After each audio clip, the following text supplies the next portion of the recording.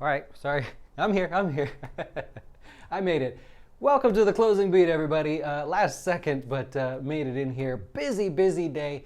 I tweeted out earlier, if you had a chance, follow us on Twitter. Tweeted out earlier, we are just flooded with customers that are saying, I want to get my money in the market. And I thought that was so funny because I have a few other advisor friends that are like, man, the people are driving me crazy, the market's falling, everybody freaks out. And I'm like, not here, man. My biggest stress is answering everybody quickly so they know it's okay. You don't have to rush to get your money in the market. Our investors and our clients like to buy the dips in the markets because they know the stats. They know the drill, right? We've taught them over and over again how it actually works. And so we're just been a little bit busy here, making sure everybody has what they need. Well, we're going to continue today, by the way, with understanding your retirement plan. And if you're watching for the first time, we're financial advisors, jazzwealth.com. I hope you'll check us out. SEC registered fiduciary advisors. We only manage our own portfolios, so there's never any reason why we'd have to sell you something or, do all those shady games that the big guys play. And there's also no minimum to get started. We want to work with the people that really don't have enough money to go to the bigger companies, because if we can help you, then one day you'll be one of those big people and maybe you'll stick with us. All week, we've been doing retirement plans, knowing your number. That's a big one. So you got to know what that number is as far as retirement goes. So if you think I need 50,000, 60,000, whatever it may be a year in retirement, that's got to be your starting point. Go back to yesterday's video, check it out, and that'll help you kind of get an idea of the things that you'll need to know to calculate your number. Now what I want to do today is I want to go a step further and say, now that we have your number, how do we need to invest? Because so many people, think about it, this is you did this. You opened a 401k and you just said, well, I'll put like 10% in there, 5%, I don't know, I'll put some money in my 401k. Then you got the investment funds and you're like, well, I don't know, this one looks good, this one's got a date that's close to the retirement for me, so I'll pick that one. And you didn't know. So we now know that you can figure out your number. You must figure out your number. Nothing worse than investing for 30 years, getting to retirement and going, wait, I didn't save enough? Okay, let me go back and do that again. Can't do it, right? So you gotta know your number. Please know what it takes to get to your retirement. We force all of our customers to do it. When you open your account, you get it funded and we go, hey, wait a minute. See, you put some money in your account there. That's great, but we want to make sure you're putting enough, or maybe you're putting too much in there. So without harping on that too much, you got to know your number. Please do it. Now, once you have that number, you go, well, how do I have to invest? Meaning, how much risk do I have to take? What choices should I choose to get me to that number? Because like we did yesterday, there is a built-in expected return. And so you can play with that. You could say, well, hey, Dustin, I have a lot saved already, but I never knew my number. And now that I know I'm getting close to my number, do I really need to take that much risk? And the answer is no. There may be easier ways for you to achieve the returns that you need. So this is a tough one, all right? I'll be honest with you, I'm going to do my best today, but for me to give everyone something to use today is almost impossible because I don't know where you guys are at in your progress, whether you're just getting started or you're 5 years away from retirement. It's just impossible for me to know. So I'm going to be sort of general today. I will hit on a few different topics if I can. And then, of course, if you have questions, I can't see them at the moment, but I will pull that up in a second and we'll get started there. Okay. Here's one of the things you can consider. Remember yesterday, we went through how much did you save for retirement already, all of the different ages and everything. How close are you to your retirement number, not the age? I don't care if you are 15 years away from retirement or 6.5 years away. I want to know how close are you to your number. Everybody gets that wrong. They go, well, you're 20 years away from retirement, which means you can have 67% stocks and the rest can be in bonds and cash and money markets and so on. I don't like that. That has nothing to do with what your goal is. That just has to do with an age, which we all feel younger than we really are. I love when people tell me I look like a kid. I'm 36, but people tell me I look like a kid. I'll take it. Keep it coming, right? Put them on the comments. Oh, it's been a rare day today.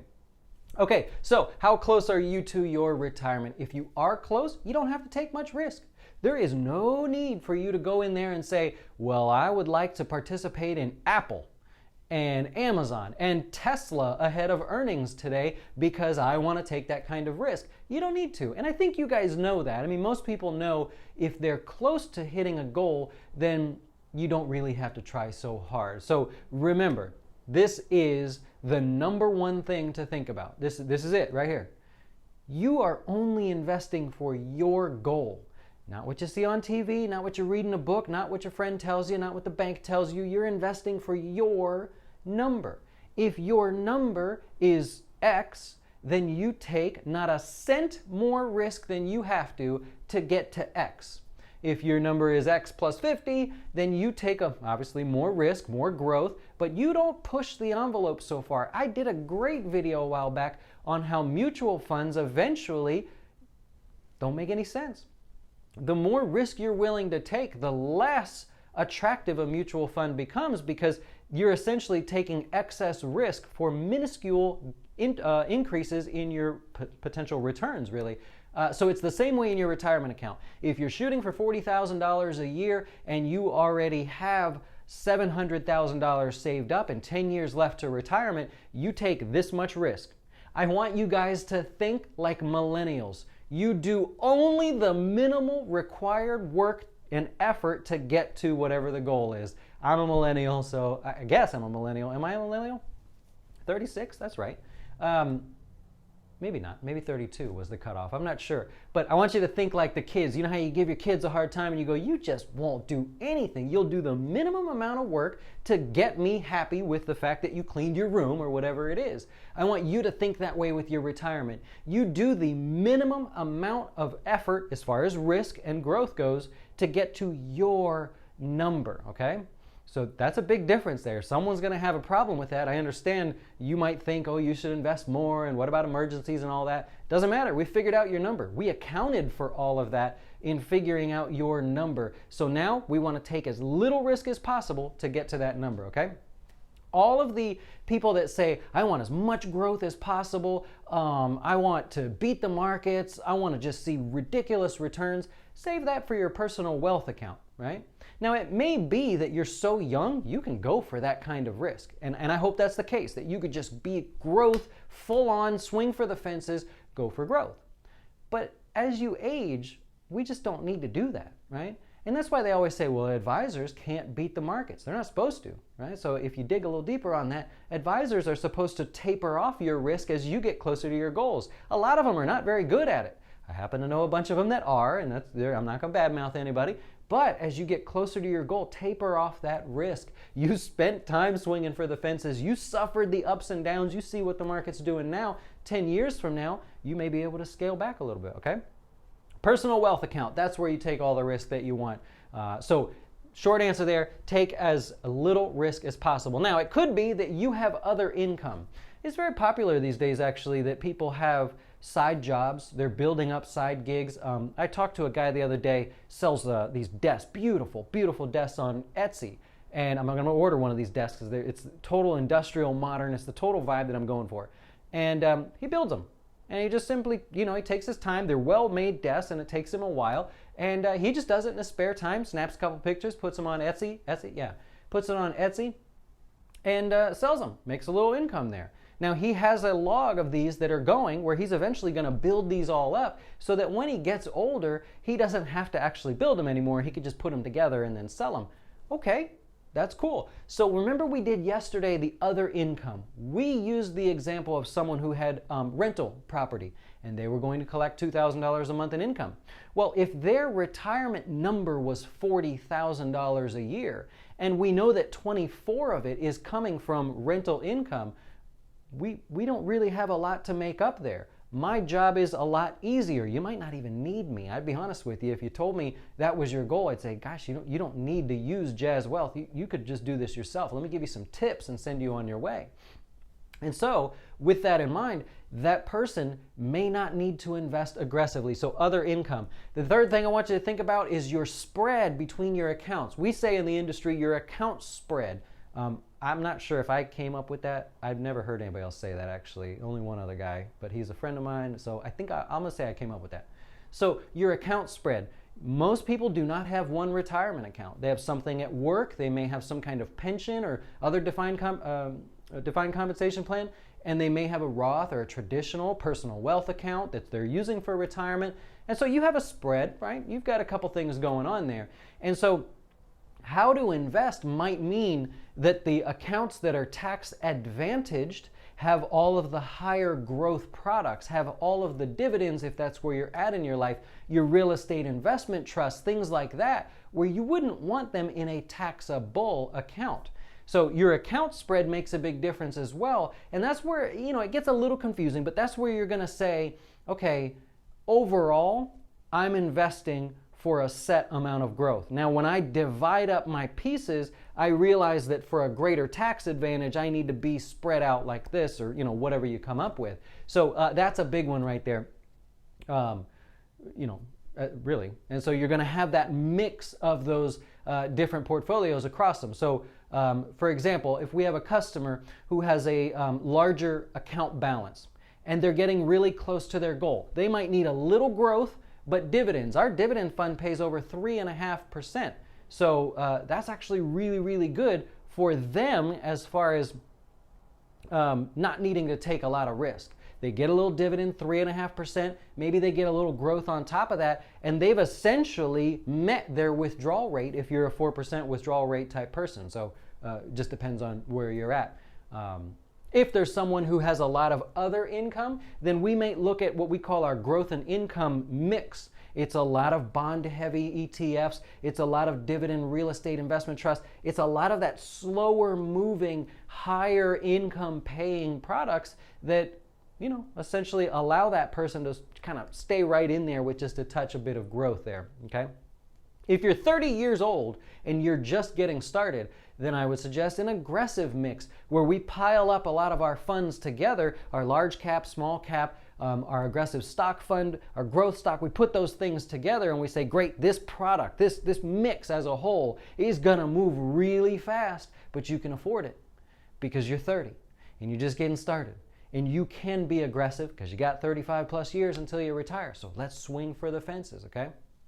Now, once the, account imbalance. Let me cover that one real quick. So we talked about having a spread of different accounts. If you find that the dollars are starting to become unbalanced or imbalanced between the different types of accounts, that's also a reason you might want to shift your investments there as well. It's like the last thing anybody thinks of. It's minor. It's not a big deal. I'm not saying this should be number one. But if you find that you have some pre-tax accounts that have larger balances, we should focus on investing more aggressively in the post-tax accounts if you have them. For example, if you have a 401k at work and a Roth 401k and they let you split the investments, okay? You're going to have, and you find that your 401k is so much greater dollar-wise than your Roth 401k, you want to take a look at the investments over here. So it's not necessarily that you're changing your strategy, you're changing the growth of one account. We really want those to balance out. If you have a 401k at work and a Roth IRA, and the Roth IRA is tiny, we want to make sure you get enough money in there, but we also want to make sure that we're investing aggressively enough to sort of play catch-up. And you're going to see more fluctuations and stuff. But that's the way it is. And then the final thing is, once you're done with all of this and you have figured out, gross, how to invest for your specific number, then we look at taxes, okay? That's when we go and say, like we said before, all right, let's have this investment here, because you're going to save 0.2% in taxes, okay? Little by little, we start making those adjustments. That becomes important when you get those bigger balances. Nobody thinks about it when they have just a $1,000 Roth IRA, or they have a couple thousand in their 401k and a couple thousand in their Roth IRA. Nobody's thinking about the tax, efficient way to do it, so that when those are now hundreds of thousands of dollars, it's not too late. We've planned while you are smaller. So that's why I love working with the smaller investor. So many people just do whatever, put money away, and they invest however, and then they go, whoa, I saved up all this money in my 401k, and a third of it is not mine? Why didn't anybody tell me, right? Well, it's because you didn't have enough money to go to JP Morgan. Raymond James wasn't calling on you because you didn't have enough money when you were small. Now that you're bigger, now they want to work with you. So we want to work with you while you're much younger, much smaller. Of course, we'll work with everybody. But if the other people aren't calling you, then call Jazz. All right. What are some risks associated with brokerage companies like M1 Finance that automatically rebalance a portfolio? What are some of the risks? Well, in that case, if you have a taxable account, and gosh, I can't tell you how many people open Robinhood accounts and all these other ones, and then they go, wait, I got to pay taxes? The markets have been really good for people for the last 9 years or so. And so if you started investing in a taxable account and you're rebalancing automatically and your dividends are getting reinvested, yeah, you owe taxes on that. So it's fine. We can work through it. But definitely that's probably the one, quote, risk that most people don't think about is taxes. What if you're 47 and just getting started? Well, they say the best time to start investing was yesterday and the next best time was today. So if you're 47, the clock is ticking, I would say. And I would, if you're serious about getting started, yes. If you're just kind of getting motivated by things you see online, you may not be there yet. You need to be at a point where you're going to take it seriously, because your number, for example, like if we got started with you, your number is going to knock you off your feet, probably how much you need to invest. So we really need to start thinking plan B and plan C to make sure you don't want to feel like you're behind in all this and oh no, So we want to work through other options for you. But I would say to get started, yeah. Can you transfer from Robinhood to Jazz? Yeah, as long as the accounts match. Robinhood is taxable accounts only. They're actually great. We've gotten to know a few of them over there. Good people, by the way, and they are working on some stuff. Automated clearing. If you are into the industry sort of thing, they're working on automatic clearing, which is just something that happens in the back end when you place trades or when we place trades for you. Incredible. Talk about a programming nightmare. Just intense. And but anyways, yeah, you can. You could transfer from anywhere as long as the account types match, and that's it. Excited to get that sometime soon. You keep estimating. Ooh, the third text. Do your colleagues in your field look at you and your approach different, funny compared to theirs? Nobody's looking at me, Gemmel. Nobody's looking yet. That's why I need you to hit the subscribe button. I know you have, but I need everyone else to hit the subscribe button, not for any other reason other than for me to speak in front of people in the industry. I have got a couple responses back already from people that are willing to let me talk, but I want to go talk to the big guys because I want to get people to partner with me. I want more opportunities for our customers, and the only way to do it is to stand in front of everybody and basically say everything I'm trying to say to you guys, only to advisors and other companies that are out there, Robinhood included, actually. They're on the list. So I really appreciate it if you hit the subscribe button. Cool. The closing beat, remember the stock sell-off you showed a short while ago? Can you show the corresponding buy activity in bonds provided that was the reason? I did it right in that video, Matthew. Absolutely. I did that in that video. It was the day there was a program sell that went through from one of the big mutual funds, and when their reporting comes out, I'm going to actually try to find which one it was so I can really prove it to you. But I did. I showed the 5-minute time periods where money was moving out of the S&P, well, out of the stock market as a whole. We use the S&P, and we actually showed it moving into bonds at that time. So it was about a 20-minute window where somebody was making that adjustment. I love looking at that stuff. Oh, cool. Thanks, guys. I really love it. When calculating your number, what percentage of the total are you assuming you are taking out every year? We're not doing percentages, Pedro. We're actually doing the dollar amount. So when we calculate that number, we're saying maybe you want $40,000 or $50,000 a year in retirement. That's the number. We don't do percentages. We want you to know the number that you're going to take.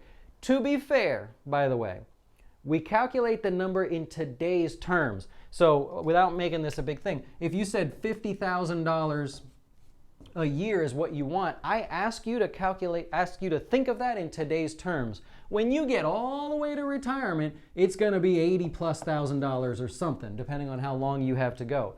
The actual number will be much larger in retirement. However, it will be the same purchasing power as today. And I find it's easier to get customers to think of it that way. If you had $50,000 a year today, you know what that could buy. Would you be happy with that? Yes. Okay, now leave it up to me to make sure you have the real number with inflation and everything in the future. The actual number you're going to pull out when you get to retirement will not be $50,000. It's going to be whatever happens with inflation and everything. So, good. I'm glad I got to clear that up. Thank you, by the way, for that question. Oh yeah, AT&T and all those good names, Boeing and everything, Texas Instruments.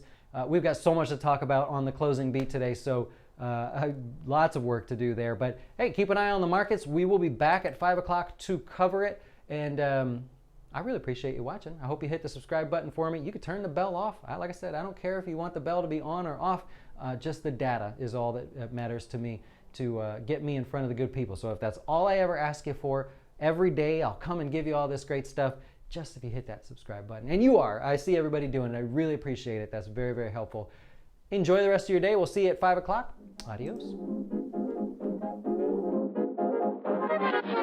Why should you choose Jazz Wealth as your retirement or long-term investing service? Our portfolios are managed by us, not some faceless mutual fund manager. Our private classes will teach you everything about investing and getting your dough straight. Best of all, our fiduciary standard means your best interest comes before ours.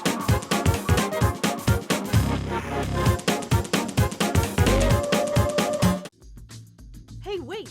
Before you go watch one of our other great videos, have you had a chance to see our new Fin Tips videos? They focus on one topic at a time, covering investing, personal finance, and anything that can quickly help you with your dough. Best of all, we'll keep it real short.